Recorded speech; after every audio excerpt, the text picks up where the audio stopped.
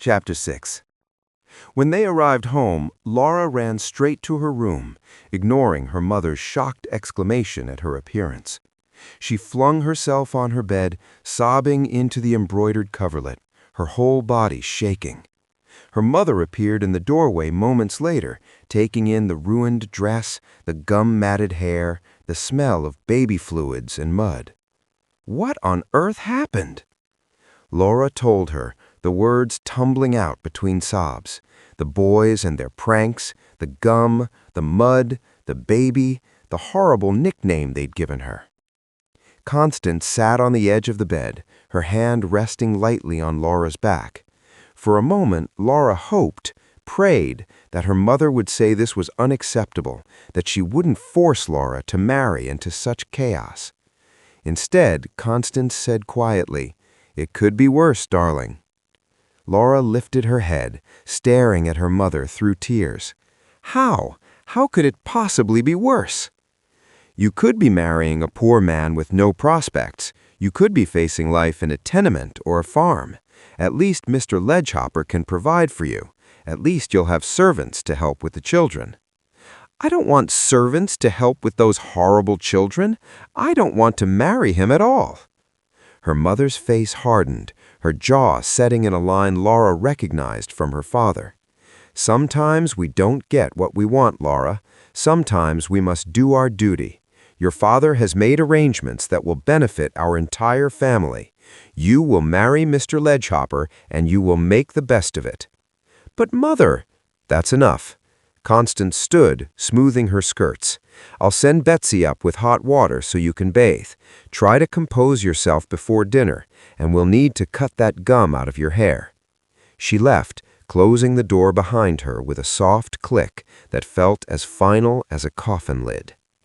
The telegram arrived the next afternoon. Laura was in the parlor, pretending to embroider while her mother entertained callers, Mrs. Harrison and her daughter Eliza, come to discuss the upcoming ball. The women's voices washed over her like meaningless noise as she stabbed her needle through the linen, her stitches crooked and uneven. Betsy appeared in the doorway, her face carefully neutral. "Miss Laura, you have a message. The boy just brought it from town." Laura's heart stopped. She looked up, meeting Betsy's eyes, and saw the slight nod. "Thank you, Betsy." Her voice sounded strange to her own ears, too high, too bright. "If you'll excuse me, Mother, I need to attend to this." Constance barely glanced up from her tea. "Of course, dear."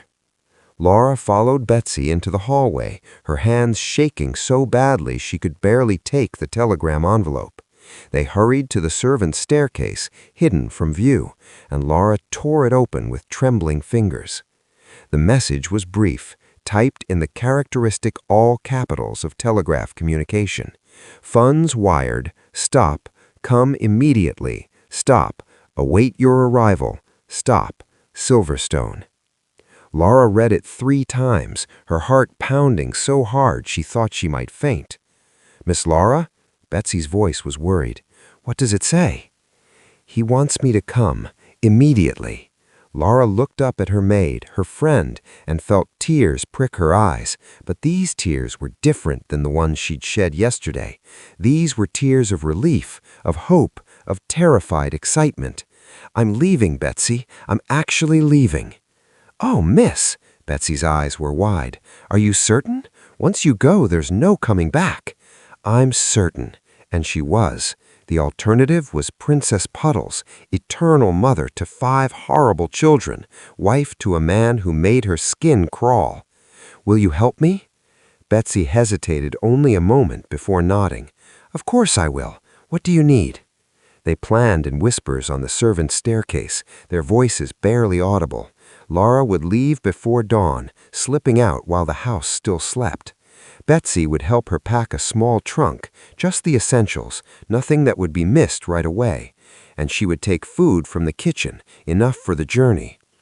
"I'll write a letter to my parents. I'll tell them not to worry, that I'm safe. I'll send it once I'm settled so they can't stop me." That night, after dinner, a meal Laura could barely eat, her stomach churning with nerves and excitement, she returned to her room and began to pack. 2 dresses, she decided, her most practical ones, a brown wool traveling dress and a dark blue cotton bay dress, undergarments, stockings, a nightgown, her warmest shawl, a spare pair of boots, a hairbrush, pins, her toiletries. She stood before her wardrobe, looking at the silks and satins, the ball gowns and afternoon dresses, the delicate slippers and fancy hats. All of it represented the life she was leaving behind, a life of privilege and comfort and suffocating expectation. She would miss none of it. Well, perhaps her books. She selected 3 from her small library, a volume of poetry, Jane Eyre, and a collection of essays by Emerson. They would have to be enough.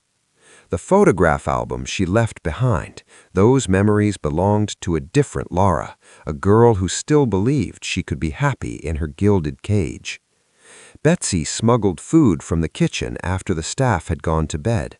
Bread wrapped in cloth, a wedge of cheese, dried apples, strips of jerky that Cook had been saving, a small canteen that could be refilled along the way. At midnight, Laura sat at her desk and began to write. Dearest Mother and Father, by the time you read this, I will be gone. Please do not worry about me, and please do not try to find me. I'm safe, and I'm making my own choice, perhaps the first real choice I have ever made.